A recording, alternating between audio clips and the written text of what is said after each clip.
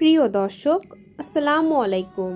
Cooking A to Z চ্যানেলের আরও একটি নতুন এপিসোড দেখার জন্য সবাইকে স্বাগতম জানাচ্ছি।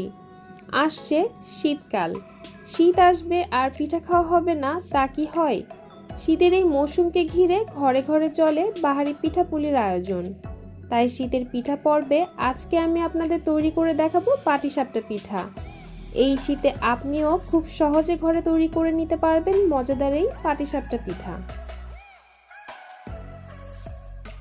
প্রথমে একটা মিক্সিং বোলের মধ্যে নিয়ে নিচ্ছি মেজারমেন্ট কাপের 1.5 কাপ পরিমাণ চালের গুঁড়া। বাজারে যে কেনা চালের গুঁড়া পাওয়া যায় আমি এখানে সেটাই ব্যবহার করেছি। সেই সাথে দিয়ে দিচ্ছি 1/2 কাপ পরিমাণ ময়দা, 1 চা চামচ লবণ, 1/4 কাপ গুঁড়া দুধ আর দিয়ে দিচ্ছি 1/2 কাপ পরিমাণ খেজুরের গুড়। খেজুরের গুড়টাকে সামান্য একটু পানি দিয়ে চুলায় আগে থেকে জাল করে গলিয়ে ঠান্ডা করে রেখেছিলাম। এবার সবকিছু একত্রে একটু মিশিয়ে নিচ্ছি।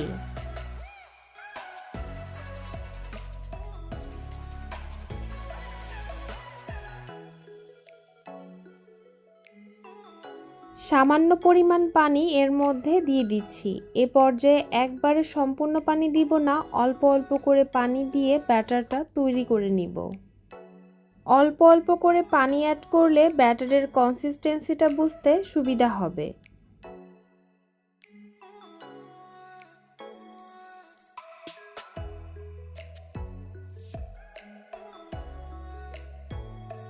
পিঠার এই ব্যাটারটা ঘন হবে না, একটু পাতলা টাইপের ব্যাটার হবে। এভাবে অনবরত নেড়ে মিশিয়ে নিচ্ছি যাতে পিঠার এই ব্যাটারটা অনেক স্মুথ হয়। এবার হাত দিয়ে 5 থেকে 7 মিনিট খুব ভালোভাবে এভাবে ফেটিয়ে নিব।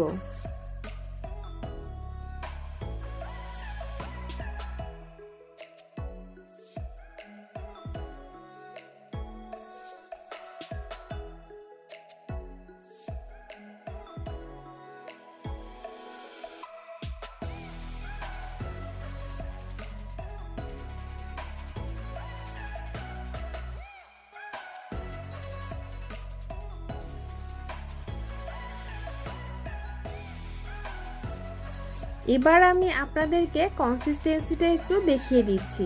আপনারা দেখে হয়তো কনসিস্টেন্সিটা বুঝতে পারছেন।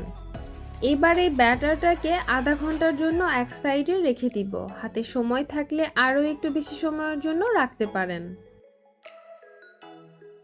এখন আমি পিঠার ভেতরের খিরসা বা পুর তৈরি করে নিব।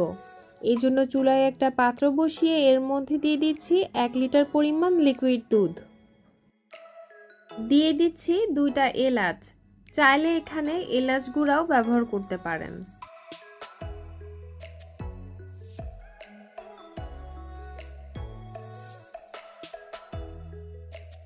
এখন দুধটাকে কিছু সময় জাল করে নেড়েচেড়ে বলক তুলে নিব।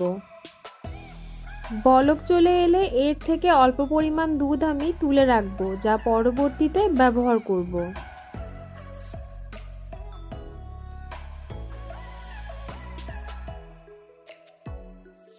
দুধটাকে জাল করতে করতে অর্ধেক বা তার কম করে নিব। আমি যে দুধটা তুলে রেখেছিলাম সে দুধটা ঠান্ডা করে এর মধ্যে দিয়ে দিচ্ছি 2 টেবিল চামচ চালের গুঁড়া। এবার খুব ভালোভাবে মিশিয়ে নিচ্ছি যাতে ভিতরে কোনো লাম্পস না থাকে।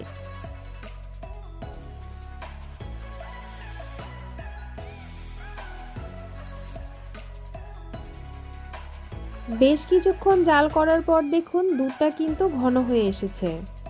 এবার এর মধ্যে 1/2 কাপ পরিমাণ চিনি দিয়ে দিচ্ছি। আপনারা আপনাদের টেস্ট অনুযায়ী চিনির পরিমাণ চাইলে বাড়িয়ে কমিয়ে দিতে পারেন।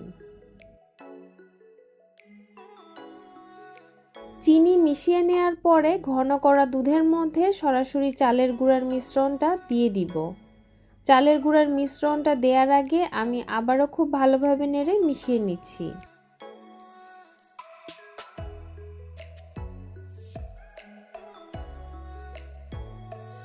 চালের গুঁড়ার মিশ্রণটা দেওয়ার পরে অনবরত নেড়েচেড়ে দিতে হবে। এটি অনবরত নাড়তে থাকতে হবে, তা না হলে নিচে পুড়ে গেলে টেস্টটাই নষ্ট হয়ে যাবে। নাড়তে নাড়তে দেখবেন এটি ঘন হতে শুরু করেছে। এখন এর মধ্যে সামান্য একটু লবণ দিয়ে দিব, আবারও একটু নেড়েচেড়ে দিব। নাড়তে নাড়তে দেখবেন এটা অনেকটা ঘন আর আঠালো হয়ে আসবে।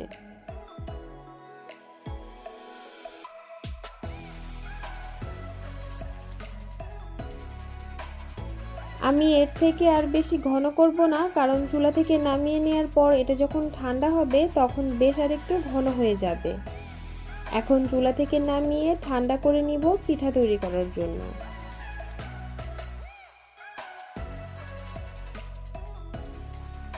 পাটিসাপটা পিঠা তৈরির জন্য চুলায় একটা প্যান বসিয়ে প্রথমে অয়েল ব্রাশ করে নিয়ে প্যানটা ভালোভাবে মুছে গরম করে নিব। এরপর এর মধ্যে দিয়ে দিচ্ছি আমি প্রথমে যে পিঠার ব্যাটারটা তৈরি করে রেখেছিলাম সেখান থেকে কিছুটা ব্যাটার দেওয়ার পরে এটাকে হালকা হাতে এভাবে ছড়িয়ে দিচ্ছি যেন পাতলা একটা রুটি হয়ে যায়।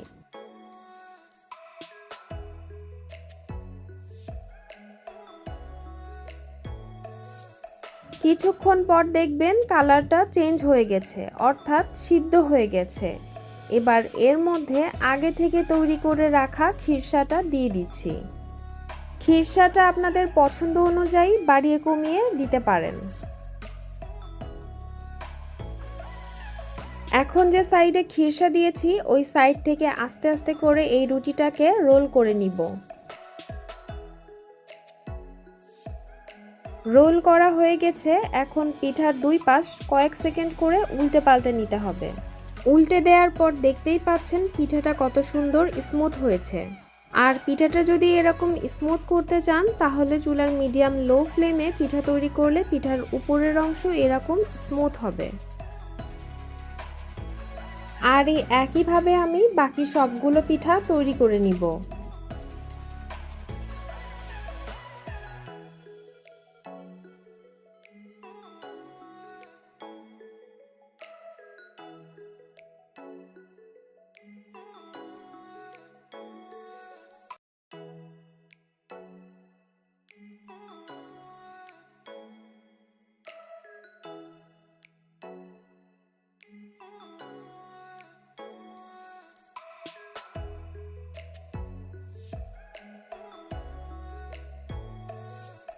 আমি আপনাদেরকে একটু কেটে শেয়ার করছি ভেতরটা দেখতে কেমন হয়েছে। দেখলেন তো কত সুন্দরভাবে পাটিসাপটা পিঠা তৈরি করে ফেললাম। আমি সহজ আর সঠিক উপায়ে পাটিসাপটা পিঠা তৈরির পদ্ধতি আপনাদের সামনে তুলে ধরার চেষ্টা করেছি। আশা করি এই রেসিপিটি আপনাদের ভালো লাগবে। ভালো লাগলে অবশ্যই লাইক কমেন্ট করে উৎসাহিত করবেন। আর পরবর্তী রেসিপি দেখতে আমার চ্যানেলটি সাবস্ক্রাইব করবেন। এখানেই বিদায় নিচ্ছি। আল্লাহ হাফেজ।